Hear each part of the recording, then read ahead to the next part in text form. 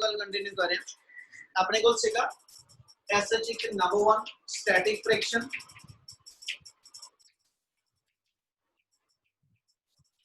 Second ਆਪਾਂ define ਕੀਤੀ ਸੀ ਤੁਹਾਡੇ ਕੋਲ ਜਿਹੜੀ एसएच सेकंड ਸੀਗੀ ਤੁਹਾਡੇ ਕੋਲ ਜਿਹੜੀ लिमिटिंग फ्रिक्शन और थर्ड ਸੀਗੀ ਤੁਹਾਡੇ ਕੋਲ ਜਿਹੜੀ थर्ड काइनेटिक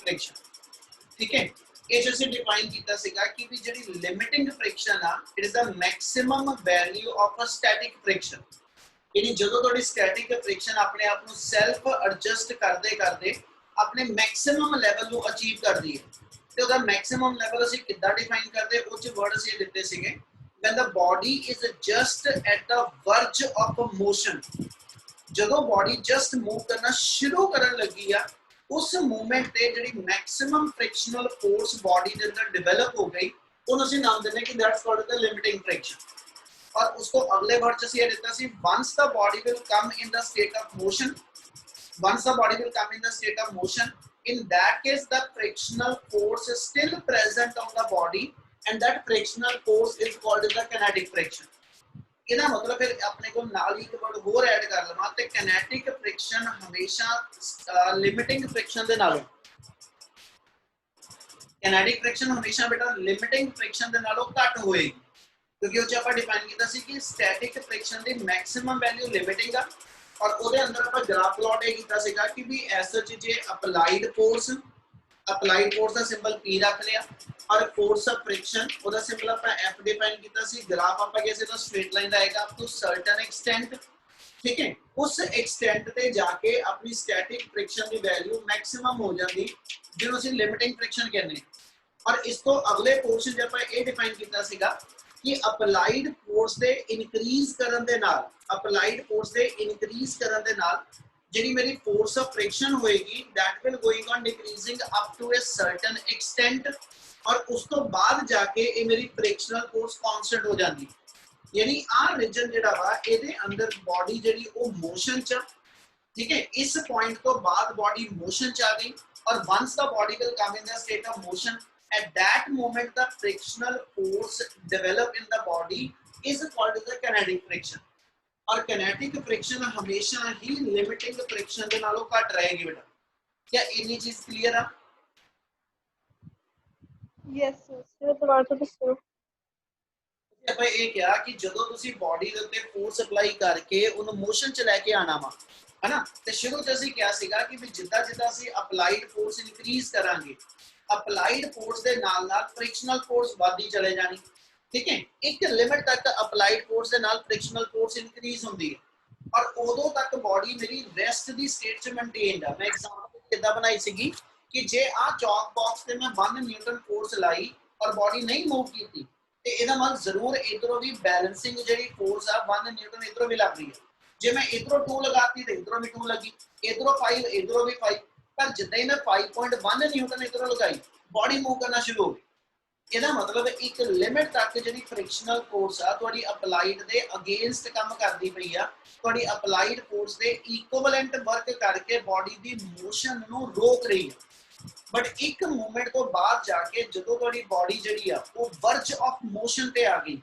ਯਾਨੀ ਜਸਟ ਮੂਵ ਕਰਨਾ ਸ਼ੁਰੂ ਕਰਨ ਲੱਗੀ ਤੇ ਜੇ ਮੈਂ ਉਸ ਇਨਸਟੈਂਟ ਤੇ ਮਾੜੀ ਜੀ ਵੀ ਹੋਰ ਫੋਰਸ ਲਗਾਤੀ ਤੇ body will come in the state of motion और एक बार जो बॉडी मोशन च आ गई तो there is no enough time available ठीक है there is no enough time available between the कहना जी इंटरलॉकिंग यानी इथे दोबारा तो रीफॉर्मेशन ऑफ इंटरलॉकिंग वास्ते बहुत टाइम अवेलेबल नहीं हो पाता जिदे करके ठीक है जी जो बॉडी खड़ी सी ਉਹਨੂੰ ਤੋੜਨ ਲੱਗੇ ਜ਼ੋਰ ਜ਼ਿਆਦਾ ਲੱਗਿਆ but once the body will come in the state of motion ਉਸ ਤੋਂ ਬਾਅਦ ਉਹਨੂੰ ਮੋਸ਼ਨ ਚ ਮੇਨਟੇਨ ਕਰਨ ਵਾਸਤੇ फोर्स ओनी नहीं लग रही जेडी लिमिटिंग के बराबर हो ਇਹਦਾ मतलब once the body will come in the state of motion there is no enough time available ठीक है to again get the interlocking between the two surfaces ਜਿਹਦੇ ਕਰਕੇ ਫਿਰ ਅਸੀਂ ਕਹਿੰਦੇ ਕਿ kinetic friction ਹਮੇਸ਼ਾ ਹੀ static ਦੀ maximum value ਤੋਂ ਕਿੰਨਾ ਘੱਟ ਹੋਏਗੀ ਮੇਰੀ क्या इतनी गल क्लियर है यस सर क्लियर है जो पूछा सी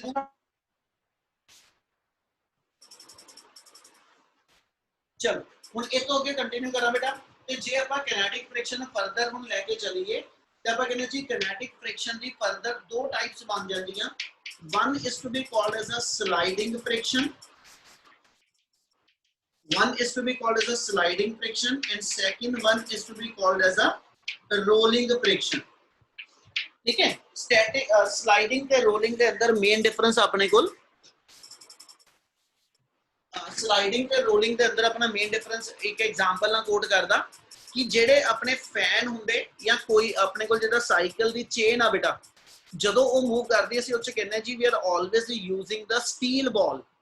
उस स्टील बॉल हुंदियां निक्कियां निक्कियां, ठीक है जी, जेड़ा उस मूवमेंट दे असीं एज सच स्लाइडिंग नू रोलिंग च कन्वर्ट करन वास्ते यूज करदे। मतलब मैं एक बॉडी नू इत्थे स्लाइड करके लेके जाना होवे ते दूजे पासे मैं उसे बॉडी नू रोल करके लेके जाना होवे ते वी सेड कहना जी rolling is much easier as compared to that of the sliding. क्योंकि जदों मैं इस बॉडी नू इहदे ते स्लाइड कराना पिया, ठीक है, ते आ कॉन्टैक्ट दे अंदर जिहड़ी इंटरलॉकिंग आ है ना, इहदी मेरे कोल जिहड़े इत्थे नंबर ऑफ इंटरलॉक्स आ वो ज्यादा बनदे वे।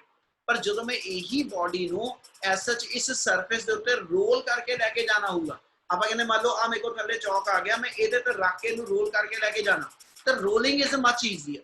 ओदा असीं रीजन ये दे दिंदे कि रोलिंग फ्रिक्शन वेले बेसिकली क्या हुंदा कि जदों कोई बॉडी रोल करदी ते ओदा एरिया ऑफ कॉन्टैक्ट जिहड़ा हैगा that should be very very कहना जी स्मॉल इन अमाउंट।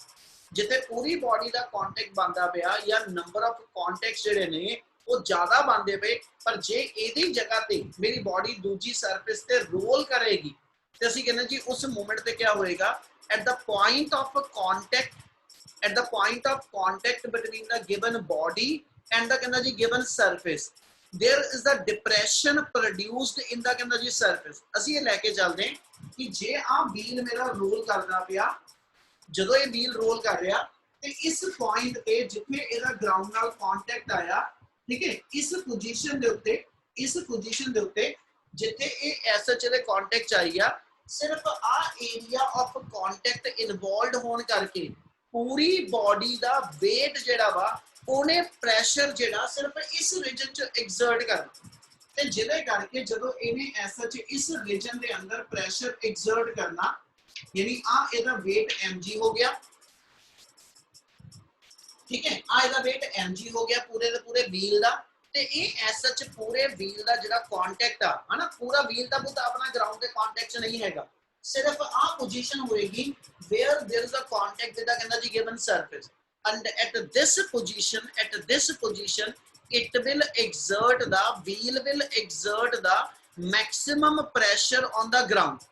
ਤੇ ਜਦੋਂ ਇਹਨੇ ਅਸੀਂ ਮੰਨਦੇ ਗਰਾਊਂਡ ਦੇ ਉੱਤੇ ਪ੍ਰੈਸ਼ਰ ਪਾਇਆ ਤੇ ਇਹਨੇ ਉਸ ਇਨਸਟੈਂਟ ਤੇ ਗਰਾਊਂਡ ਦੇ ਉਸ ਪੋਜੀਸ਼ਨ ਨੂੰ ਡਿਪਰੈਸ ਕੀਤਾ, जिदे करके असीं अज्यूम करते हैं कि भी इहदा ग्राउंड का पोर्शन जिहड़ा ना ये अपनी फ्लैट सरफेस की थां ते उस पॉइंट ते ये डिप्रैशन बनाता ते जदों इत्थे डिप्रैशन बनदी ते अपना व्हील इस डिप्रैशन के अंदरों बाहर निकल के उपर नूं आना चाह रहा, जे इत्थे डिप्रैशन आ इहदे अगे हंप बनदा पिया, जे आ डिप्रैशन आ ते डिप्रैशन तो अगे आ मेरे कोल हंप बनदा पिया ते when the body is to be moving out of the depression, when body is to be moving out of the depression and move over the कहना जी sorry when the body is moving out of the depression and move over the hump then body have to be rolled down, ठीक है। फिर body नू उस movement दे उस surface तो बाहर निकलण वास्ते डिप्रेशन चो निकल के हंप दे उत्ते आने वास्ते, ठीक है जी, बॉडी नू रोल करना पएगा। ਤੇ ਫਿਰ ਜਦੋਂ ਬੋਡੀ ਨੂੰ ਉਸ ਮੂਵਮੈਂਟ ਤੇ ਕਹਿੰਦਾ ਜੀ ਰੋਲ ਕਰਨਾ ਪੈ ਰਿਹਾ ਤੇ ਉਸ ਇਨਸਟੈਂਟ ਤੇ ਅਸੀਂ ਕਹਿੰਦੇ ਬੋਡੀ ਦੀ ਜਿਹੜੀ ਮੋਸ਼ਨ ਇਨਵੋਲਵਡ ਆ that is called as a rolling motion ਤੇ ਉਦੋਂ ਫਿਰ ਜਿਹੜੀ ਫ੍ਰਿਕਸ਼ਨਲ ਫੋਰਸ ਇਨਵੋਲਵਡ ਆ that is to be called as a rolling friction।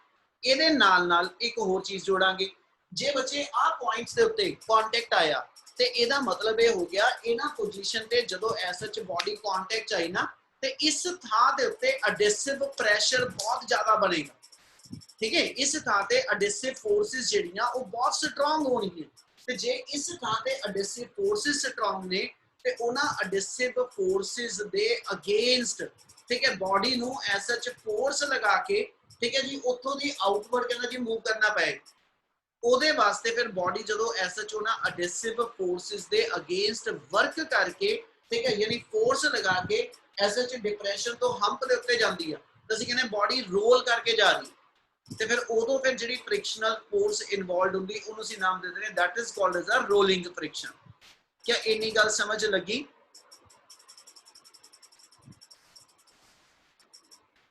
Yes, sir. Yes, sir. हाँ जी, शुभम जी की कह रहे हो? सर ਜਿਹੜਾ डिप्रेशन ਬੰਦਾ ਉਹ ਨੀਚੇ ਵਾਲੀ ਸਰਫੇਸ ਤੇ ਬੰਦਾ वो नीचे बनूगा। आ देख मेरे को ऐसा एक पिल्लो हैगा, मैं उसका एग्जांपल कोड करदा। आ मेरे को पिल्लो ਦੇ ਵਿੱਚ ਗੱਬੇ ਆ ਪੁਆਇੰਟ ਦੇ ਉੱਤੇ ਆਪਾਂ ਕਹਿੰਦੇ ਜੀ ਮੈਂ ਇੱਥੋਂ ਇਹਨੂੰ ਦੱਬਾਂ, ਤੇ ਜਿੱਥੋਂ ਮੈਨੂੰ ਦੱਬੂਗਾ ਤੇ ਉਸ ਥਾਂ ਤੇ ਇਹਨੇ ਥੱਲੇ ਨੂੰ ਜਦੋਂ ਦੱਬਿਆ ਜਾਣਾ ਤੇ ਉਸ ਥਾਂ ਤੇ ਡਿਪਰੈਸ਼ਨ ਬਣੂ। Yes sir. ਆ ਚੀਜ਼ ਨੂੰ ਮੈਂ ਜਦੋਂ ਦੱਬੂਗਾ ਤੇ ਇਸ ਥਾਂ ਤੇ ਇਹਨੇ ਥੱਲੇ ਨੂੰ ਜਿਹੜਾ ਪੁਆਇੰਟ ਆਫ ਕੰਟੈਕਟ ਆ, ਜੇ ਪੂਰੇ ਹੱਥ ਦਾ weight ਜਿਹੜਾ ਆ ਪੁਆਇੰਟਾਂ ਦੇ ਉੱਤੇ ਸਿਰਫ ਪਵੇ ਤੇ ਇਹਦਾ ਮਤਲਬ ਇਹਨੇ ਇਸ ਥਾਂ ਤੇ ਡਿਪਰੈਸ਼ਨ ਕ੍ਰੀਏਟ ਕਰੂਗਾ। Yes sir. ਤੇ ਡਿਪਰੈਸ਼ਨ ਦੇ ਅਗਲਾ ਪਾਸਾ ਜਿਹੜਾ ਉੱਚਾ ਹੋ ਜਾਣਾ, ਇਹਦਾ ਮਤਲਬ ਇਹਨੂੰ ਅਸੀਂ ਕਹਿੰਦੇ ਉਹਨੇ ਹੰਪ ਡਿਵੈਲਪ ਕੀਤਾ। Yes sir. ਇਹਦਾ ਮਤਲਬ ਹੈ ਜਿਹੜੀ ਬਾਡੀ ਆਪਣੇ weight ਕਰਕੇ ਉਸ ਪੁਆਇੰਟ ਤੇ ਸਾਰਾ ਪ੍ਰੈਸ਼ਰ ਪਾਉਂਦੀ ਪਈ ਆ, ਉਹਦੇ ਕਰਕੇ ਅਸੀਂ ਕਹਿੰਦੇ ਜੀ ਉਹ ਉਸ ਪੋਜੀਸ਼ਨ ਤੇ ਡਿਪਰੈਸ਼ਨ ਕ੍ਰੀਏਟ ਕਰਦੀ, ਤੇ ਜਿਹੜਾ ਡਿਪਰੈਸ਼ਨ ਉਹਦੇ ਅੱਗੇ ਹੰਪ ਆ ਗਿਆ, ਤੇ ਜੇ ਬਾਡੀ ਨੇ ਇਸ ਡਿਪਰੈਸ਼ਨ ਵਾਲੇ ਪੋਰਸ਼ਨ ਚੋਂ ਨਿਕਲ ਕੇ ਉਸ ਹੰਪ ਵਾਲੇ ਰੀਜਨ 'ਚ ਜਾਣਾ, ਤੇ ਜਿਹੜੀਆਂ ਇੱਥੇ ਅਡੈਸਿਵ ਫੋਰਸਿਸ ਬਣ ਗਈਆਂ ਇਹਨਾਂ ਦੋ ਸਰਫੇਸ ਦੇ ਮੋਲੀਕਿਊਲ ਦੇ ਵਿੱਚ, ਉਹਦੇ ਅਗੇਂਸਟ ਉਹਨੂੰ ਫਿਰ ਐਸਐਚ ਫੋਰਸ ਲਗਾ ਕੇ, ਠੀਕ ਹੈ ਜੀ, ਉਸ ਡਿਪਰੈਸ਼ਨ ਚੋਂ ਬਾਹਰ ਨਿਕਲਣਾ ਪਊ। Yes sir. ਇਹਦਾ ਮਤਲਬ ਫਿਰ ਉਸ ਮੂਵਮੈਂਟ ਤੇ ਬਾਡੀ ਆਪਣੀ ਕੋਲ ਡਿਪਰੈਸ਼ਨ ਚੋਂ ਜਦੋਂ ਬਾਹਰ ਆ ਰਹੀ ਆ, ਅਸੀਂ ਕਹਿੰਦੇ ਮਤਲਬ ਉਹ ਓਵਰ ਦਾ ਸਰਫੇਸ ਰੋਲ ਕਰੇਗੀ। ਸਰ ਉਹ ਰੋਲ ਹੀ ਕਰੇਗੀ ਨਾ ਬੇਟਾ, ਸਲਾਈਡ ਤਾਂ ਨਹੀਂ ਨਾ ਕਰੇਗੀ। ਆਪਾਂ ਘਸੀੜ ਕੇ ਤਾਂ ਨਹੀਂ ਨਾ ਕਹਿੰਦੇ ਬਾਡੀ ਬਾਹਰ ਆ ਰਹੀ, ਇਹ ਮਤਲਬ ਉਸ ਥਾਂ ਤੋਂ ਬਾਡੀ ਨੂੰ ਤੁਸੀਂ ਮੂਵ ਕਰਾ ਕੇ ਬਾਹਰ ਕੱਢਦੇ ਪਏ, ਤੇ ਜਦੋਂ ਬਾਡੀ ਉਸ ਰੀਜਨ ਚੋਂ ਬਾਹਰ ਨਿਕਲ ਕੇ ਜਾਂਦੀ ਆ, ਅਸੀਂ ਕਹਿੰਦੇ ਬਾਡੀ ਦੇ ਅੰਦਰ ਸਰਕੂਲਰ ਮੋਸ਼ਨ ਬਣਦੀ ਪਈ, ਜਿਹਨੂੰ ਅਸੀਂ ਨਾਮ ਦੇ ਰਹੇ ਕਿ ਬਾਡੀ ਦੇ ਅੰਦਰ ਰੋਲਿੰਗ ਸਟੇਟ ਬਣਦੀ ਪਈ ਹੈ। ਉਹ ਉਦੋਂ ਫਿਰ ਜਿਹੜੀ ਫ੍ਰਿਕਸ਼ਨਲ ਫੋਰਸ ਇਸ ਡਿਪਰੈਸ਼ਨ ਵਾਲੇ ਰੀਜਨ ਕਰਕੇ ਬਣੀ ਆ, ਅਸੀਂ ਉਹਨੂੰ ਨਾਮ ਦੇ ਦਿੰਦੇ ਦੈਟਸ ਕਾਲਡ ਦਾ ਕਹਿੰਦਾ ਜੀ ਰੋਲਿੰਗ ਫ੍ਰਿਕਸ਼ਨ। ਕੀ ਇੰਨੀ ਗੱਲ ਸਮਝ ਲੱਗੀ ਸਾਰਿਆਂ ਨੂੰ? Yes, sir. Yes, sir. Yes sir. ਹੁਣ ਇਸੇ ਨਾਲ ਹਜੇ ਕੰਟੀਨਿਊ ਰੱਖਾਂਗੇ। ਉਹ ਕਹਿੰਦਾ ਪੁੱਤ ਰੋਲਿੰਗ ਫ੍ਰਿਕਸ਼ਨ ਵਾਲੇ ਕੇਸ ਆਪਾਂ ਇੱਕ ਐਗਜ਼ਾਮਪਲ ਕੇ ਵੀ ਰਿਕਾਰਡ ਕਰਦੇ, ਕਹਿੰਦਾ ਜੀ why the tyres of the vehicle are always fully inflated. ਜਿਹੜੇ ਅਸੀਂ ਐਸਾ ਚ ਕੋਈ ਮੰਨ ਲਓ ਸਾਈਕਲ ਚਲਾਉਂਦੇ ਪਏ, ਅਸੀਂ ਕਹਿੰਦੇ ਹਮੇਸ਼ਾ ਟਾਇਰਾਂ ਦੇ ਵਿੱਚ ਹਵਾ ਭਰ ਕੇ ਰੱਖੋ ਪੂਰੀ, ਠੀਕ ਹੈ ਜੀ, ਫਿਰ ਤੁਹਾਡੇ ਕੋਲ ਜਿਹੜਾ ਜ਼ੋਰ ਘੱਟ ਲੱਗਦਾ, ਤੇ ਜੇ ਹਵਾ ਘੱਟ ਵਾ ਤੇ ਜ਼ੋਰ ਜ਼ਿਆਦਾ ਲੱਗਦਾ। ਕਹਿੰਦਾ ਵਾਟਸ ਦਾ ਰੀਜ਼ਨ? ਤੇ ਬੱਚੇ ਉਹਦਾ ਰੀਜ਼ਨ ਇਹ ਆ ਜਾਏਗਾ ਕਿ ਜੇਕਰ ਉਹ ਟਾਇਰ ਫੁੱਲੀ ਇਨਫਲੇਟਡ ਹੈਗੇ ਆ, ਹਨਾ, ਯਾਨੀ ਉਹਨਾਂ 'ਚ ਹਵਾ ਪੂਰੀ ਭਰੀ ਹੋਈ ਆ, ਤੇ ਇਹਦਾ ਮਤਲਬ ਆ ਉਹਨਾਂ ਨੇ ਉਹਦਾ weight ਜਿਹੜਾ ਉਹ ਜ਼ਿਆਦਾ ਬਣੂ, ਠੀਕ ਹੈ। ਉਹਦੇ ਕਰਕੇ ਉਹਨੇ ਉਸ ਪੁਆਇੰਟਸ ਦੇ ਉੱਤੇ ਜਦੋਂ ਪ੍ਰੈਸ਼ਰ ਐਗਜ਼ਰਟ ਕੀਤਾ ਤੇ ਈਜ਼ੀ ਟੂ ਮੂਵ ਕਹਿੰਦਾ ਜੀ ਬਾਡੀ ਦੀ ਸਟੇਟ ਆ ਜਾਏਗੀ। ਇਹਦਾ ਮਤਲਬ ਆ ਉਸ ਮੂਵਮੈਂਟ ਦੇ ਉੱਤੇ ਉਹਨੇ ਜਦੋਂ ਡਿਪਰੈਸ਼ਨ ਡਿਵੈਲਪ ਕੀਤੀ, ਹਨਾ, ਤੇ ਉਸ ਪੁਆਇੰਟ ਆਫ ਕੰਟੈਕਟ ਦੇ ਉੱਤੇ ਉਹਦੀ ਅਡੈਸਿਵ ਫੋਰਸ ਸਮਾਲਰ ਰਹੇਗੀ, ਜਿਹਦੇ ਕਰਕੇ ਫਿਰ ਉੱਥੋਂ ਬਾਡੀ ਨੂੰ ਮੂਵ ਕਰਨਾ ਈਜ਼ੀ ਹੋਏਗਾ। ਤੇ ਜੇ ਉਹ ਟਾਇਰ ਉਹਨੇ ਰੀਜਨ 'ਚ ਫੈਲਦਾ ਪਿਆ ਵਾ, ਹਨਾ, ਹਵਾ ਘੱਟ ਆ, ਤੇ ਉਹਨੇ ਐਸਐਚ ਫਲੈਟ ਕਰ ਜਾਣਾ, ਤੇ ਉਸ ਇਨਸਟੈਂਟ ਦੇ ਉੱਤੇ ਕਹਿੰਦਾ ਜੀ ਉਹਦਾ ਪੁਆਇੰਟ ਆਫ ਕੰਟੈਕਟ ਵੱਧ ਜਾਣੇ ਆ, ਜਿਹਦੇ ਕਰਕੇ ਉਹ ਬੌਂਡਸ ਨੂੰ ਬ੍ਰੇਕ ਕਰਨਾ, ਠੀਕ ਹੈ, ਉਹ ਮੇਰੇ ਕੋਲ ਟਫਰ ਹੁੰਦਾ ਜਾਏਗਾ, ਤੇ we require more amount of force. ਇਸ ਲਈ ਘੱਟ ਟਾਇਰ ਵਾਲੇ ਹਵਾ 'ਚ ਘੱਟ ਹਵਾ ਵਾਲੇ ਟਾਇਰ ਹੋਏਗਾ, ਠੀਕ ਹੈ, ਤੇ ਉਹਨੂੰ ਜ਼ੋਰ ਜ਼ਿਆਦਾ ਲੱਗਦਾ, ਤੇ ਜੇ ਮੇਰੇ ਕੋਲ ਟਾਇਰ 'ਚ ਹਵਾ ਪੂਰੀ ਹੈਗੀ ਆ ਤੇ ਕਹਿੰਦਾ ਜੀ ਈਜ਼ੀ ਟੂ ਕਹਿੰਦਾ ਜੀ ਮੂਵ ਹੋਏ। ਸਿਮਿਲਰਲੀ ਜੇ ਮੈਂ ਐਸਐਚ ਇਸ ਬਾਡੀ ਨੂੰ ਫਿਰ ਉਹੀ ਲਾਈਨ ਬੋਲਿਆ, ਆ ਇੱਕ ਗਲਾਸ ਸ਼ੀਟ ਨੂੰ ਮੈਂ ਗਲਾਸ ਸ਼ੀਟ ਦੇ ਉੱਤੇ ਸਲਾਈਡ ਕਰਾਣਾ, ਠੀਕ ਹੈ, ਅਸੀਂ ਕਹਿੰਦਾ ਜੀ ਇਸ ਕੇਸ ਦੇ ਅੰਦਰ we require more amount of force, ਠੀਕ ਹੈ। ਵੇਅਰ ਐਸ ਕਹਿੰਦਾ ਜੀ ਜੇ ਮੈਂ ਐਸਐਚ ਦੇ ਨੀਚੇ ਕੋਈ ਰੋਲਰ ਰੱਖ ਦਵਾਂ, ठीक है, now when you move this कहना जी body over the surface, तो it is easier to roll over the given surface। ਇਹਦਾ ਮਤਲਬ ਇਹ ਹੋ ਗਿਆ rolling is much easier as compared to that of the sliding। ਔਰ ਉਹਨੂੰ ਅਸੀਂ as such exemplify ਇਦਾਂ ਕਰਦੇ ਕਿ ਜੇ ਸਟੀਲ ਔਨ ਸਟੀਲ ਮੈਂ ਸਲਾਈਡ ਕਰਾਂ, ਤੇ ਜੇ ਸਟੀਲ ਨੂੰ ਸਟੀਲ ਦੇ ਉੱਤੇ ਰੋਲ ਕਰਾਂ, ਤੇ ਰੋਲਿੰਗ ਵਾਲੇ ਕੇਸ ਦੇ ਅੰਦਰ only 1% frictional force is to be there as compared to that of the sliding friction। ਇਹਦਾ ਮਤਲਬ ਹੈ ਇੰਨੀ ਫ੍ਰਿਕਸ਼ਨ ਇਸ ਐਕਸਟੈਂਟ ਤੱਕ ਘਟ ਜਾਂਦੀ ਆ ਕਿ ਵੀ ਰੋਲਿੰਗ ਵਾਲੇ ਕੇਸ 'ਚ ਜਿਹੜਾ ਵਾ ਸਲਾਈਡਿੰਗ ਨਾਲੋਂ सिर्फ 1% ਅਸੀਂ ਕਹਿੰਦੇ ਜੀ ਫ੍ਰਿਕਸ਼ਨ ਰਹਿ ਗਈ। ਆ ਗੱਲ ਸਮਝ ਆਈ? Yes, sir. Yes, sir.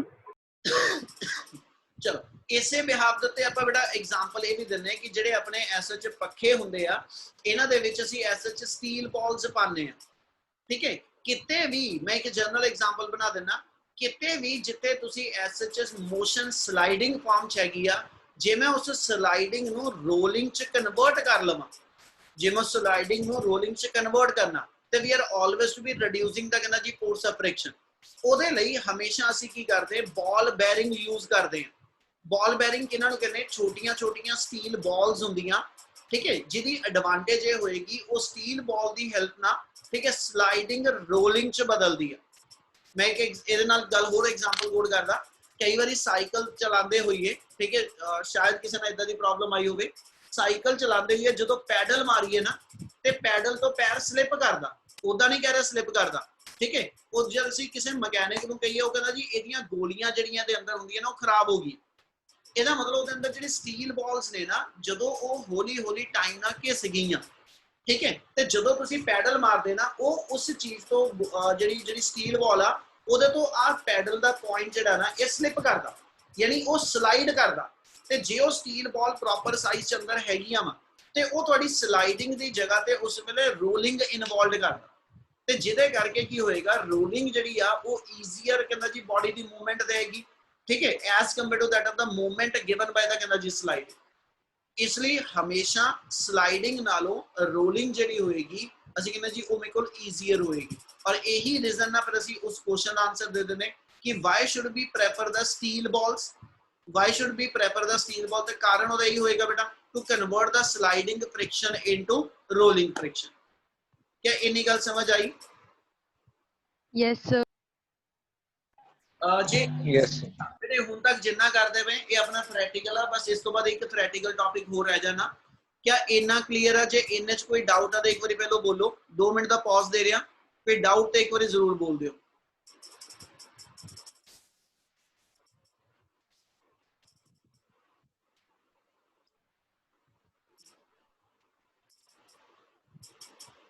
नहीं जी, क्लियर है? करा कंटिन्यू फिर? Yes, sir. Yes, sir. Yes, sir. इसे जी ना बेटा नेक्स्ट आप टॉपिक जरा बनाने लगे, ठीक है जी। टॉपिक अपना कंटिन्यूटी जाएगा। नेक्स्ट है तो देखो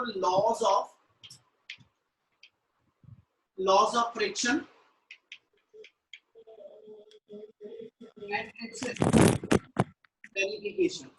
टॉपिक पूरा अपना ये बनेगा laws of friction and its experimental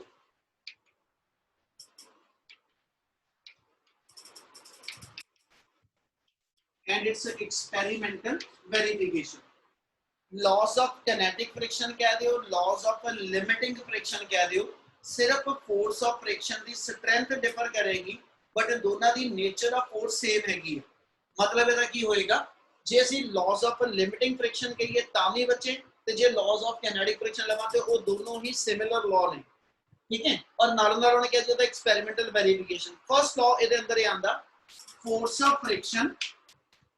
friction between the two surfaces in contact is always directly proportional to normal reaction.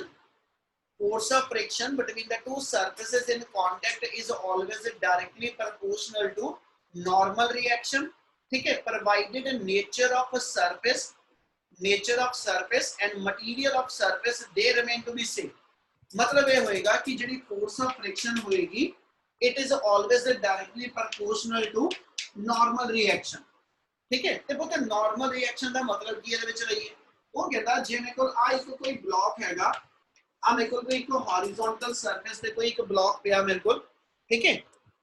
ਜੇ ਇਸ horizontal surface ਤੇ ਬਲੌਕ ਜਿਹੜਾ ਇਹਦਾ weight ਲਵਾਂ ਤੇ weight always acting vertically downward, ठीक है। तो यानी ਇਹਨੇ ਜੇ ਇਸ ਸਰਫੇਸ ਦੇ ਉੱਤੇ ਐਕਸ਼ਨ ਬਣ ਕੇ ਡਾਊਨਵਰਡ ਫੋਰਸ ਲਗਾਈ ਆ ਤੇ ਐਸਐਚ ਇਸ ਦੇ ਉੱਤੇ ਕਹਿੰਦਾ ਜੀ ਇਸ ਸਰਫੇਸ ਨੇ ਇਸ ਬਲੌਕ ਤੇ ਅਪਵਰਡ ਰਿਐਕਸ਼ਨ ਦੇਣੀ ਆ। ਇਹਦਾ ਮਤਲਬ ਇਸ ਸਰਫੇਸ ਤੇ ਅਪਵਰਡ ਰਿਐਕਸ਼ਨ ਆਰ ਆ ਜਾਏਗੀ, ਠੀਕ ਹੈ। ਤੇ ਜੇ ਮੈਂ ਅਪਲਾਈਡ ਫੋਰਸ ਇੱਥੇ P ਲਗਾਵਾਂ, ਜੇ ਮੈਂ ਇਸ ਬਲੌਕ ਨੂੰ ਡਿਸਪਲੇਸ ਕਰਨਾ, ਮੂਵ ਕਰਾਣਾ, ਮੈਂ ਅਪਲਾਈਡ ਫੋਰਸ P ਲਗਾਈ ਤੇ ਉਦੋਂ ਇੱਥੇ ਫ੍ਰਿਕਸ਼ਨਲ ਫੋਰਸ ਬਿਟਵੀਨ ਦਾ ਸਰਫੇਸ ਜਿਹੜੀ ਆ ਉਹ ਮੇਰੀ F ਹੈਗੀ ਆ, क्या वेरिएबल क्लियर है सारे? Yes, sir. हाँ जी, ਆਪਾਂ ਡਿਫਾਈਨ ਇਹ ਕਰਦੇ ਪਏ ਕਿ ਜਿਹੜੀ ਇਸ ਮੂਵਮੈਂਟ ਤੇ ਇਸ ਬਲੌਕ ਨੂੰ ਮੂਵ ਕਰਾਉਣ ਵਾਸਤੇ ਅਪਲਾਈਡ ਫੋਰਸ ਨਾ, ਉਹ ਕਹਿੰਦਾ ਐਸ ਸੱਚ ਮੇਰੇ ਕੋਲ ਜਿਹੜੀ ਇਹਦੀ ਕੰਡੀਸ਼ਨ ਹੋਏਗੀ ਮਿਨੀਮਮ ਅਪਲਾਈਡ ਫੋਰਸ ਜਿਹੜੀ ਇਸ ਵੇਲੇ ਮੈਂ ਹੌਰੀਜ਼ੌਂਟਲ ਡਾਇਰੈਕਸ਼ਨ ਚ ਅਪਲਾਈ ਕਰਨੀ ਆ, it should be equal to, ਠੀਕ ਹੈ, it should be equal to this force of friction, otherwise applied force must be greater than ਕਹਿੰਦਾ ਜੀ ਦਿਸ ਫੋਰਸ ਆਫ ਫ੍ਰਿਕਸ਼ਨ। पर ਅਸੀਂ ग्रेटर दैन वाली कंडीशन नहीं ले रहे, ਅਸੀਂ ਐਸ ਸੱਚ ਇਸ ਬਲੌਕ ਦੀ ਕਿਤੇ ਵੀ ਲਾਈਨਾਂ ਸਮਝਣ ਵਾਲੀਆਂ ਵਾ, ਅਸੀਂ ਐਸ ਸੱਚ ਇਸ ਬਲੌਕ ਦੀ ਕਿਤੇ ਵੀ ਐਕਸਲਰੇਟਿਡ ਸਟੇਟ ਨਹੀਂ ਲੈ ਰਹੇ। 8 सेकंड ਅਸੀਂ ਐਸ ਸੱਚ ਇਸ ਬਲੌਕ ਦੀ ਪੁੱਤ ਕਿਤੇ ਵੀ ਐਕਸਲਰੇਟਿਡ ਸਟੇਟ ਨਹੀਂ ਲੈ ਰਹੇ, ਅਸੀਂ ਕਹ ਰਹੇ ਜੀ ਇਸ ਮੂਵਮੈਂਟ ਤੇ ਬਲੌਕ यूनिफॉर्म मोशन ਨਾਲ मूव करे। ਤੇ यूनिफॉर्म मोशन ਦੇ ਅੰਦਰ ਅਸੀਂ ਇਹ ਚੀਜ਼ ਪੜ੍ਹੀ ਹੈ ਨਿਊਟਨ ਦਾ first law, body remain to be in the state of uniform motion unless no external force will act on the body.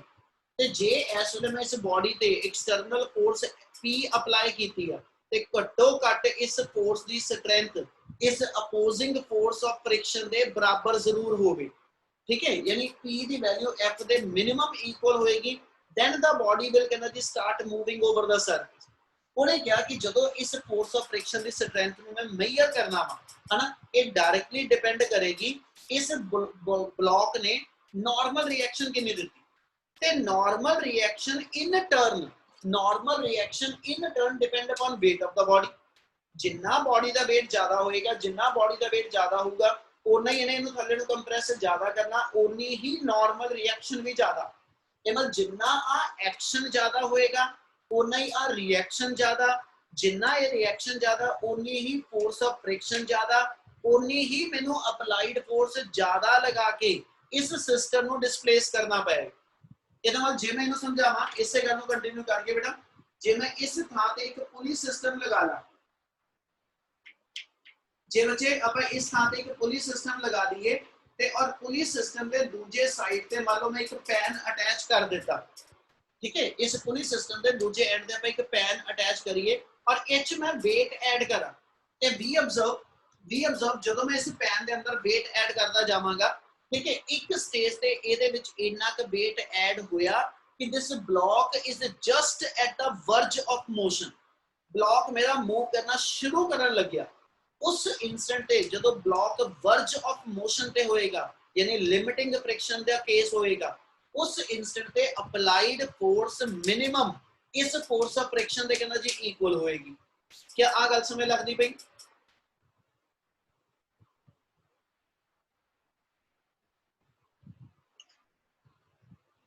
कोई नहीं आने हो, बहुत ज्यादा ढिला बोले हो, समझ आ रही है? Yes, sir. देखो रिस्पांस नहीं आया ਆਪਾਂ ਨੂੰ ਤੇ ਆਪਣਾ ਪੜਾਉਣ ਦਾ ਜੋਸ਼ ਉੱਥੇ ਹੀ ਖਤਮ ਹੋ ਜਾਂਦਾ। ਸਮਝ ਲੱਗਿਆ ਜੋ ਦੱਸਦਾ ਪਿਆ? Yes, sir. Yes, sir. मैं लास्ट टाइम रिपीट कर रहा हूं वर्ड्स नो, ਆਪਾਂ first law of limiting friction ਇਹ ਕਹਿ ਕੇ ਲੈਣੇ ਪਏ ਕਿ ਜਿਹੜੀ ਫੋਰਸ ਆਫ ਫ੍ਰਿਕਸ਼ਨ ਹੋਏਗੀ ਇਹ ਕਿਹਦੇ ਤੇ ਡਿਪੈਂਡੈਂਟ ਆ? ਉਹ ਕਹਿੰਦਾ ਜੀ it is always directly proportional to normal reaction. ਜਿੰਨੀ ਤੁਹਾਡੇ ਗਿਵਨ ਬੋਡੀ ਨੇ ਸਰਫੇਸ ਤੇ ਨਾਰਮਲ ਰਿਐਕਸ਼ਨ ਜਨਰੇਟ ਕੀਤੀ ਆ, ਉਹ ਡਿਸਾਈਡ ਕਰੇਗੀ ਫੋਰਸ ਆਫ ਫ੍ਰਿਕਸ਼ਨ ਕਿੰਨੀ। और normal reaction in turn further depend upon weight of the body. J body का वेट ज्यादा ते उहदे अकॉर्डिंगली नॉर्मल रिएक्शन भी ज्यादा, ते जे नॉर्मल रिएक्शन ज्यादा ते उहनू बॉडी नू चलाण वास्ते फोर्स ऑफ फ्रिक्शन भी कहंदा जी, बॉडी दे अंदर फोर्स ऑफ फ्रिक्शन भी उदों ज्यादा ते उहनू चलाण वास्ते मेरी अप्लाइड फोर्स भी उदों ज्यादा रिक्वायर्ड होएगी। क्या आ गल समझ लगदी पई? Yes, sir. और Yes. ये क्या कि Yes, sir. F ਤੇ R दोनों एक दूजे ते डायरेक्टली प्रोपोर्शनल। ਤੇ ਬੱਚੇ ਜੇ ਦੋਨੋਂ ਡਾਇਰੈਕਟਲੀ ਹੈ ਤੇ ਜੇ ਪ੍ਰੋਪੋਰਸ਼ਨੈਲਿਟੀ ਦਾ ਸਾਈਨ ਹਟਾ ਕੇ ਇਕੁਐਲਿਟੀ ਇੰਟਰੋਡਿਊਸ ਕਰਨਾ ਹੋਵੇ ਤੇ ਆਪਾਂ ਕਾਂਸਟੈਂਟ ਲਗਾ ਰਹੇ ਮਿਊ, ਠੀਕ ਹੈ, ਜਿਹੜਾ ਇਸ ਵੇਲੇ ਕਾਂਸਟੈਂਟ ਹੋਏਗਾ ਉਹ ਮੇਰਾ ਮਿਊ ਆ, where mu is to be called as a proportionality constant and it is named as the coefficient of friction। यानी म्यू दी वैल्यू जे मैं तो म्यू डिफाइन करा ते म्यू मेरा F/R दे बराबर है, यानी coefficient of friction is the ratio of force of friction per unit normal reaction. ते पुੱਤ गल समझियो ध्यान ना, म्यू दी वैल्यू ना F ते डिपेंडेंट है ना R ते डिपेंडेंट है। म्यू दी वैल्यू ना F ते डिपेंडेंट है ना R ते। Mu is the ratio of to कहना जी सिमिलर टर्म। F ਤੇ R दोनों मेरे को फोर्सेस ने, दोनों ਦਾ ਐਸਐਚ यूनिट कैंसिल होने। पहली गल ते ए म्यू ਦਾ कोई यूनिट नहीं होएगा, म्यू ਦੀ कोई डायमेंशन नहीं होएगी। तीजी गल, म्यू ਦੀ वैल्यू F और R ਤੋਂ इंडिपेंडेंट है। क्यों इंडिपेंडेंट है? ਉਹਦਾ ਕਾਰਨ ਆਪਾਂ ਇੱਥੇ ਫੇਰ ਲਵਾਂਗੇ। ਜੇ ਤੁਹਾਡੀ ਬਾਡੀ ਦਾ ਇੱਥੇ weight ਵਧਿਆ ਤੇ weight ਦੇ ਵਧਣਾ ਇੱਥੇ ਰਿਐਕਸ਼ਨ ਵੱਧ ਜਾਣੀ, ਤੇ ਜੇ ਰਿਐਕਸ਼ਨਲ ਫੋਰਸ ਵਧੀ ਤੇ ਉਸ ਬਾਡੀ ਨੂੰ ਤੋੜਨ ਵਾਸਤੇ ਮੇਰੀ ਇੱਥੇ ਅਪਲਾਈਡ ਫੋਰਸ ਵੀ ਜ਼ਿਆਦਾ, ਤੇ ਅਪਲਾਈਡ ਫੋਰਸ ਕਿਸੇ ਵੀ ਮੂਵਮੈਂਟ ਤੇ ਫੋਰਸ ਆਫ ਫ੍ਰਿਕਸ਼ਨ ਤੇ ਡਿਪੈਂਡੈਂਟ ਆ। ਜੇ ਮੈਂ ਆ ਸਾਰੇ ਵਰਡ ਨੂੰ ਇਦਾਂ ਕਹਾਂ ਕਿ ਆਪਣੇ ਇਸ ਕੇਸ ਦੇ ਅੰਦਰ R mg ਨਾਲ ਬੈਲੈਂਸ ਆ ਔਰ ਘੱਟੋ ਘੱਟ P ਦੀ ਵੈਲਿਊ ਇਸ F ਦੇ ਇਕੁਅਲ ਆ।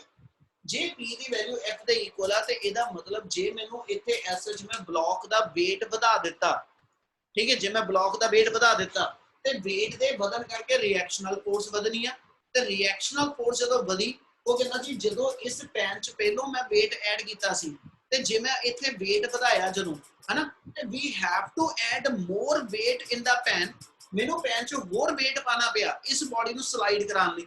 ਤੇ ਇਹਦਾ ਮਤਲਬ ਆ ਮੇਰੀ ਅਪਲਾਈਡ ਫੋਰਸ ਜ਼ਿਆਦਾ ਲੱਗੀ। ਅਪਲਾਈਡ ਫੋਰਸ ਕਿਹਦੇ ਅਗੇਂਸਟ ਲੱਗਦੀ? ਫ੍ਰਿਕਸ਼ਨਲ ਫੋਰਸ। ਤੇ ਜੇ ਅਪਲਾਈਡ ਜ਼ਿਆਦਾ ਲੱਗੀ ਆ ਇਹ ਮਤਲਬ ਫ੍ਰਿਕਸ਼ਨਲ ਫੋਰਸ ਵੀ ਤਾਂ ਵਧੀ ਹੋਏਗੀ। Yes, sir. ਇਹਦਾ ਮਤਲਬ ਤੁਸੀਂ ਕਿੱਥੋਂ ਸ਼ੁਰੂ ਕੀਤਾ ਸੀ? ਤੁਸੀਂ ਵਧਾਇਆ ਸੀ weight, ਤੇ weight ਦੇ ਵਧਣ ਨਾਲ R ਵਧਿਆ, ਤੇ ਅਲਟੀਮੇਟ ਜਿਵੇਂ ਆ ਕਮਾ R ਦੇ ਵਧਣ ਨਾਲ ਮੇਰੇ ਕੋਲ ਕੀ ਹੋਇਆ? ਫੋਰਸ ਆਫ ਫ੍ਰਿਕਸ਼ਨ ਵਧੀ। ਇਹਦਾ ਮਤਲਬ ਜਿੰਨਾ ਮੇਰੇ ਕੋਲ ਇੱਥੇ R ਵਧਣਾ, ਜਿੰਨਾ ਮੇਰੇ ਕੋਲ ਇੱਥੇ R ਵਧਣਾ, ਉਨਾ ਹੀ ਮੇਰੇ ਕੋਲ F ਨੇ ਵੀ ਵੱਧ ਜਾਣਾ। ਤੇ ਰੇਸ਼ੋ ਦੇ ਅੰਦਰ ਜਦੋਂ ਦੋਨੋਂ ਚੀਜ਼ਾਂ ਬਰਾਬਰ ਦੀਆਂ ਵਧੀਆਂ, ਬਰਾਬਰ ਦੀਆਂ ਘਟੀਆਂ, ਤੇ ਇਹਦਾ ਮਤਲਬ ਮਿਊ ਦੀ ਵੈਲਿਊ ਕਾਂਸਟੈਂਟ ਬਣੀ ਰਹੂ। ਜੇ ਮੈਂ ਆਪਣੀ ਗੱਲ ਨੂੰ ਇਦਾਂ ਸਮਝਾਵਾਂ ਕਿ ਜੇ ਮਿਊ ਦੀ ਵੈਲਿਊ 4/2 ਆਂਦੀ ਪਈ ਸੀਗੀ, ਮਿਊ ਦੀ ਵੈਲਿਊ 4/2 ਆਂਦੀ ਸੀਗੀ, ਤੇ ਜੇ ਮੇਰੇ ਕੋਲ R ਵੱਧ ਕੇ ਇੱਥੇ 8 ਹੋ ਗਿਆ, ਜੇ R ਵੱਧ ਕੇ 8 ਹੋ ਗਿਆ ਤੇ ਮੈਨੂੰ ਪਤਾ ਹੈ ਦੋਨੋਂ ਇੱਕ ਦੂਜੇ ਤੇ ਡਾਇਰੈਕਟ ਆ, ਜਿੰਨਾ ਇੱਕ ਨੇ ਵਧਣਾ ਦੂਜਾ ਨੇ ਵੀ ਉਨਾ ਹੀ ਵਧਣਾ। ਜੇ ਆ ਚੀਜ਼ ਮੇਰੀ 4 ਟਾਈਮ ਵਧੀ ਆ ਤੇ ਇਹਨੇ ਵੀ 4 ਟਾਈਮ ਵੱਧ ਜਾਣਾ, ਇਹ ਮਤਲਬ ਇਹਦੀ ਵੈਲਿਊ 16 ਹੋਗੀ ਤਾਂ ਰੇਸ਼ੋ ਫੇਰ ਦੁਬਾਰਾ ਉਹੀ ਆਏਗੀ। ਇਹਦਾ ਮਤਲਬ F ਤੇ R ਦੋਨੋਂ ਇਕੁਅਲ ਇਨਕਰੀਜ਼ ਹੋਣੇ, ਇਕੁਅਲ ਡਿਕਰੀਜ਼ ਹੋਣੇ, ਜਿਹਦੇ ਕਰਕੇ ਮਿਊ ਦੀ ਵੈਲਿਊ ਜਿਹੜੀ ਉਹ ਕਾਂਸਟੈਂਟ ਬਣੀ ਰਹੇਗੀ। ਇੰਨੀ ਗੱਲ ਸਮਝ ਲੱਗੀ? Yes, sir. ਉਹ ਕਹਿੰਦਾ ਜੇ ਫਿਰ ਮਿਊ ਕਾਂਸਟੈਂਟ ਆ ਤੇ ਮਿਊ ਡਿਪੈਂਡੈਂਟ ਕਿਹਦੇ ਤੇ ਆ? ਇਹਦਾ ਮਤਲਬ ਕੋਐਫੀਸ਼ੀਐਂਟ ਆਫ ਫ੍ਰਿਕਸ਼ਨ ਦੀ ਵੈਲਿਊ ਡਿਪੈਂਡ ਕਿਹਦੇ ਤੇ ਕਰੇਗੀ? ਉਹਦੇ ਲਈ ਅਸੀਂ ਫਿਰ ਡਿਫਾਈਨ ਇਹ ਕਰਦੇ ਪਏ ਕਿ ਕੋਐਫੀਸ਼ੀਐਂਟ ਆਫ ਫ੍ਰਿਕਸ਼ਨ ਦੀ ਵੈਲਿਊ ਹਮੇਸ਼ਾ ਡਿਪੈਂਡ ਕਰੇਗੀ nature of two surfaces in contact, nature of two surfaces in contact and material of two surfaces in contact and the temperature। ਤੁਸੀਂ ਜਦੋਂ ਐਕਸਪੈਰੀਮੈਂਟ ਕਰਦੇ ਪਏ ਜੇ ਇਹਨੂੰ ਮੈਂ ਹਾਇਰ ਟੈਂਪਰੇਚਰ ਤੇ ਕਰਾਂ ਤੇ ਜੇ ਹਾਇਰ ਟੈਂਪਰੇਚਰ ਕਰਕੇ ਇਹਦੀ ਸਰਫੇਸਿਸ ਦੇ ਅੰਦਰ ਡਿਫਾਰਮੇਸ਼ਨ ਦੀ ਅਮਾਉਂਟ ਚੇਂਜ ਹੋ ਜਾਏ ਤੇ ਫਿਰ ਇਹ ਚ ਫ੍ਰਿਕਸ਼ਨ ਵੀ ਚੇਂਜ ਹੋਏਗੀ। ਇਹਦਾ ਮਤਲਬ ਟੈਂਪਰੇਚਰ ਤੇ ਡਿਪੈਂਡੈਂਸ ਆ।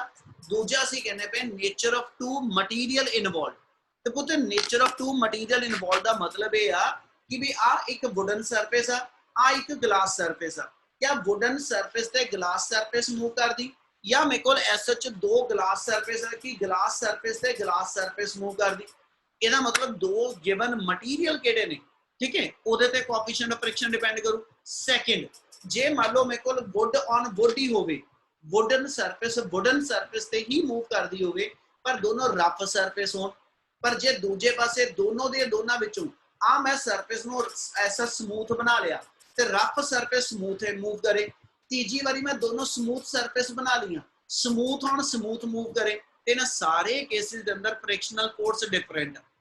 ਇਹਦਾ ਮਤਲਬ ਫ੍ਰਿਕਸ਼ਨਲ ਫੋਰਸ ਡਿਪੈਂਡ ਕਰੇਗੀ ਤੁਹਾਡੇ ਦੋ ਮਟੀਰੀਅਲ ਇਨ ਕੰਟੈਕਟ ਕਿਹੜੇ ਆ, ਤੇ ਸੈਕਿੰਡ ਡਿਪੈਂਡ ਕਰੂਗੀ ਜਿਹੜੇ ਦੋ ਮਟੀਰੀਅਲ ਕੰਟੈਕਟ ਆ ਉਹਨਾਂ ਦੀਆਂ ਸਰਫੇਸ ਦੀ ਸਮੂਥਨੈਸ ਕਿੰਨੀ, ਠੀਕ ਹੈ। ਸੋ ਐਸ ਐਚ ਮਿਊ ਦੀ ਡਿਪੈਂਡੈਂਸ ਨਾ ਤਾਂ ਐਫ ਤੇ ਆ ਨਾ ਮਿਊ ਦੀ ਡਿਪੈਂਡੈਂਸ ਆਰ ਤੇ ਆ, ਪਰ ਮਿਊ ਦੀ ਡਿਪੈਂਡੈਂਸ ਜਿਹੜੀ ਹੋਏਗੀ ਉਹ nature of material, nature of material of two surfaces, ਤੇ second nature of two surfaces in contact, ਠੀਕ ਹੈ। ਉਹਦੀ ਸਟੇਟ ਕੀ ਹੈ ਦੋਨਾਂ ਸਰਫੇਸ ਦੀ, ਇਹਨਾਂ ਵੇਰੀਏਬਲ ਤੇ ਮਿਊ ਦੀ ਵੈਲਿਊ ਡਿਪੈਂਡ ਕਰੇਗੀ। क्या आ गल समझ आई? Yes. कोई बच्चे सारे ਨੂੰ ਸਮਝ ਲੱਗਦਾ ਪਿਆ? ਬਾਕੀ ਕੋਈ ਰਿਸਪੌਂਡ ਨਹੀਂ ਕਰਦਾ, ਸਿਰਫ ਸਮੀक्षा ਦੀ ਆਵਾਜ਼ ਸਰ ਇੱਕ ਵਾਰੀ ਰਿਪੀਟ ਕਰਿਓ ਕੀ ਰਿਪੀਟ ਸਰ। ਕਰ? ਨੇਚਰ ਵਾਲਾ ਪੁਆਇੰਟ ਸਰ ਦੋ ਬੋਲੇ ਜਿਹੜੇ ਆਪਾਂ ਇਹ ਕਿਹਾ ਕਿ ਵੀ ਜੇਕਰ ਤੁਸੀਂ ਐਸਾ ਕਹਿੰਦਾ ਜੀ ਇੱਟਾਂ ਵਾਲੇ ਫਰਸ਼ ਤੇ ਤੁਰਦੇ ਹੋ, ਠੀਕ ਹੈ, ਤੁਹਾਡੇ ਪੈਰ ਨੰਗੇ ਦੇ ਉੱਤੇ, ਤੁਸੀਂ ਨੰਗੇ ਪੈਰਾਂ ਨਾਲ ਇੱਟਾਂ ਵਾਲੇ ਫਰਸ਼ ਤੇ ਤੁਰਦੇ ਹੋ, ਤੇ ਦੂਜੀ ਵਾਰੀ ਤੁਸੀਂ ਮਾਰਬਲ ਵਾਲੇ ਫਰਸ਼ ਤੇ ਤੁਰਦੇ ਹੋ, क्या दोनों बारी फ्रिक्शनल फोर्स सेम हो? नो सर नहीं है ना। ਇਹਦਾ ਮਤਲਬ ਦੋ ਮਟੀਰੀਅਲ ਜਿਹੜੇ ਕੰਟੈਕਟ ਚ ਆਏ ਆ ਉਹ ਨੇਚਰ ਆਫ ਮਟੀਰੀਅਲ ਕੀ ਆ। ਦੂਜੀ ਵਾਰੀ ਆਪਾਂ ਤੁਰੇ ਜਿਹੜਾ ਵਾ ਮਾਰਬਲ ਦੇ ਦੋਨਾਂ ਵਾਰੀ ਫਰਸ਼ ਤੇ ਆ, ਇੱਕ ਵਾਰੀ ਮਾਰਬਲ ਦੇ ਫਰਸ਼ ਦੇ ਉੱਤੇ ਤੇਲ ਡੁੱਲਿਆ ਹੋਇਆ ਸੀ ਤੇ ਇੱਕ ਵਾਰੀ ਮਾਰਬਲ ਦੇ ਫਰਸ਼ ਦੇ ਉੱਤੇ ਕੁਝ ਨਹੀਂ, ਰਫ ਸਰਫੇਸ ਸੀਗੀ ਸਿਰਫ। क्या दोनों बारी फ्रिक्शनल फोर्स सेम हो? नो सर नहीं है ना। ਇਹਦਾ ਮਤਲਬ ਜਿਹੜੀਆਂ ਦੋ ਸਰਫੇਸਿਸ ਗਿਵਨ ਆ ਉਹਨਾਂ ਦੀ ਨੇਚਰ ਆਫ ਮਟੀਰੀਅਲ ਕੀ ਆ ਤੇ ਉਹਨਾਂ ਦੀ ਸਟੇਟ ਆਫ ਸਰਫੇਸ ਕੀ ਆ। क्या ਦੋਨੋਂ ਦੀਆਂ ਦੋਨੋਂ ਰਫ ਸਰਫੇਸ ਨੇ, ਦੋਨੋਂ ਦੀਆਂ ਦੋਨੋਂ ਸਮੂਥ ਸਰਫੇਸ ਨੇ, ਜਾਂ ਦੋਨਾਂ ਦੇ ਵਿੱਚੋਂ ਇੱਕ ਰਫ ਤੇ ਇੱਕ ਸਮੂਥ ਆ। So nature of state of surface ਤੇ ਵੀ ਡਿਪੈਂਡ ਕਰਾਂਗੇ ਤੇ ਦੂਜਾ ਨੇਚਰ ਆਫ ਮਟੀਰੀਅਲ ਤੇ ਵੀ ਡਿਪੈਂਡ ਕਰਾਂਗੇ, ਤੇ ਥਰਡ ਉਹ ਕਹਿੰਦਾ ਟੈਂਪਰੇਚਰ ਤੇ ਡਿਪੈਂਡ ਕਰਾਂਗੇ। ਤਿੰਨ ਚੀਜ਼ਾਂ ਤੇ ਕੋਐਫੀਸ਼ੀਐਂਟ ਆਫ ਫ੍ਰਿਕਸ਼ਨ ਡਿਪੈਂਡ ਕਰੇਗਾ, ਪਰ coefficient of friction force of friction ਤੋਂ ਤੇ ਨਾਰਮਲ ਰਿਐਕਸ਼ਨ ਇਹਨਾਂ ਦੋਨਾਂ ਤੋਂ ਇੰਡੀਪੈਂਡੈਂਟ ਹੋਏਗਾ। क्या फर्स्ट लॉ क्लियर है? Yes sir Yes, sir. Yes, sir. मैं ऐसा च एक कोशिश है नाल कीती बेटा, ਆਪਾਂ फर्स्ट लॉ ਨੂੰ ਵੀ ਕੰਪਲੀਟ ਕਰੀਏ ਤੇ ਉਹਦੇ ਨਾਲ ਨਾਲ ਹੀ ਤੁਸੀਂ ਜਿਹੜਾ ਕੋਐਫੀਸ਼ੀਐਂਟ ਆਫ ਫ੍ਰਿਕਸ਼ਨ ਜਿਹੜਾ ਉਹਨੇ ਵੱਖਰਾ ਟੌਪਿਕ ਬਣਾਇਆ ਉਹਨੂੰ ਵਿੱਚ ਹੀ ਆਪਾਂ ਕਵਰ ਅਪ ਕਰੀਏ। ਇੰਨਾ ਸਮਝ ਲੱਗਿਆ? Sir. Yes, sir. चल मुझे ऐसे Sir. हाँ बच्चे, Sir वो पुली क्यों लगाई थी? ਉਹ ਤਾਂ ਅਸੀਂ ਇਹ ਦਿਖਾਣੇ ਪਏ ਨਾ ਕਿ ਵੀ ਇਹ ਐਕਸਪੈਰੀਮੈਂਟਲੀ ਵੈਰੀਫਾਈ ਕਰਨਾ ਹੋਵੇ ਆਪਾਂ ਕਿੱਦਾਂ ਕਹੀਏ ਕਿ ਫੋਰਸ ਆਫ ਫ੍ਰਿਕਸ਼ਨ ਆਰ ਦੇ ਡਾਇਰੈਕਟਲੀ ਪ੍ਰੋਪੋਰਸ਼ਨਲ ਆ।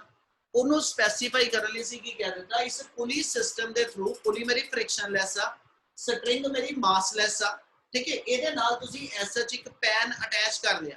ਇਸ ਪੈਨ 'ਚ ਮੈਂ ਜਦੋਂ weight ਪਾਵਾਂਗਾ ਤੇ ਹੋਣਾ ਕੀ ਹੈ, ਜੇ ਇੱਥੇ ਸੋਚ ਕੇ ਦੇਖੋ, ਇੱਥੇ weight ਜਿਹੜਾ ਐਡ ਕੀਤਾ ਉਹ ਡਾਊਨਵਰਡ ਐਡ ਕੀਤਾ, ਇਹਦੇ ਕਰਕੇ ਆ ਸਟ੍ਰਿੰਗ ਦੇ ਅੰਦਰ ਟੈਂਸ਼ਨ ਆਏਗੀ और स्ट्रिंग ਦੇ ਇਸ ਪੋਰਸ਼ਨ 'ਚ ਵੀ ਟੈਂਸ਼ਨ ਆਏਗੀ, ਤੇ ਇਹਦਾ ਮਤਲਬ ਇਹ ਹੋ ਗਿਆ ਕਿ ਜੇ ਇਸ ਸਟ੍ਰਿੰਗ ਦੇ ਪੋਰਸ਼ਨ 'ਚ ਟੈਂਸ਼ਨ ਆ ਹਨਾ, ਇਹ ਮੈਨੂੰ ਮੇਜਰ ਕਰੇਗੀ ਫ੍ਰਿਕਸ਼ਨਲ ਫੋਰਸ ਕਿੰਨੀ ਹੈ। ਜੇ ਮੈਂ ਵਿੱਚੋਂ ਆ ਟੈਂਸ਼ਨ ਵਾਲੀ ਕੰਡੀਸ਼ਨ ਨੂੰ ਕੱਢ ਦਵਾਂ ਦੋਨਾਂ ਵਾਲੇ ਪਾਸੇ ਹੋਈ, ਤੇ ਇੱਕ ਤਰ੍ਹਾਂ ਆ ਫੋਰਸ ਆਫ ਫ੍ਰਿਕਸ਼ਨ ਇਸ ਪੈਨ ਦੇ weight ਤੇ ਡਿਪੈਂਡੈਂਟ ਆ, ਤੇ ਪੈਨ ਦਾ weight ਇਸ ਬਾਡੀ ਦੇ weight ਤੇ ਡਿਪੈਂਡੈਂਟ ਆ। ਜੇ ਇੱਥੇ ਬਲੌਕ 10 ਗ੍ਰਾਮ ਦਾ ਪਿਆ ਵਾ, ਉਹਦੇ ਹਿਸਾਬ ਨਾਲ ਪੈਨ 'ਚ weight ਜੇ ਮੇਰੇ ਕੋਲ ਮੰਨ ਲਓ 2 ਗ੍ਰਾਮ ਪਾਇਆ ਤੇ ਬਾਡੀ ਰਿੜ ਪਈ, ਤੇ ਜੇ ਮੈਂ ਇੱਥੇ ਬਲੌਕ 1 ਕੁਇੰਟਲ ਦਾ ਰੱਖ ਦਵਾਂ ਤੇ ਫਿਰ ਇੱਥੇ ਪੈਨ 'ਚ weight 2 ਗ੍ਰਾਮ ਤਾਂ ਨਹੀਂ ਰਹੂ, ਪੈਨ 'ਚ weight ਐਡ ਹੋਏਗਾ ਨਾ। Yes, sir. ਇਹਦਾ ਮਤਲਬ ਆ ਅਸੀਂ ਇਸ ਐਕਸਪੈਰੀਮੈਂਟਲ ਵੈਰੀਫਿਕੇਸ਼ਨ ਨਾਲ ਆਪਣੇ ਲਾਅ ਨੂੰ ਵੈਰੀਫਾਈ ਕਰਦੇ ਪਏ। ਕਲੀਅਰ ਹੈ ਬੱਚੇ? Yes, sir. ਚਲ ਇਸੇ ਗੱਲ ਨੂੰ ਕੰਟੀਨਿਊ ਕਰਾਂ ਜੀ।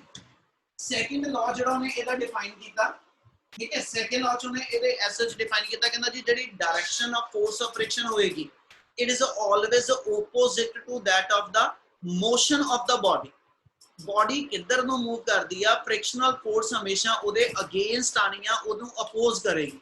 ਉਹਨੂੰ ਨੇ ਜਸਟੀਫਾਈ ਕਰਨ ਲਈ ਕੀ ਕਹਿ ਦਿੱਤਾ ਕਿ ਜੇ ਆਪਾਂ ਆ ਐਸਐਚ ਲੈ ਕੇ ਚੱਲੀਏ ਕਿ ਜੇ ਬਲੌਕ ਮੇਰਾ ਫਾਰਵਰਡ ਮੂਵ ਕਰਦਾ ਪਿਆ ਇਸ ਪੁਲੀ ਸਿਸਟਮ ਦੇ ਥਰੂ, ਤੇ ਆ ਫ੍ਰਿਕਸ਼ਨਲ ਫੋਰਸ ਬੈਕਵਰਡ ਆ, ਪਰ ਜੇ ਮੈਂ ਪੁਲੀ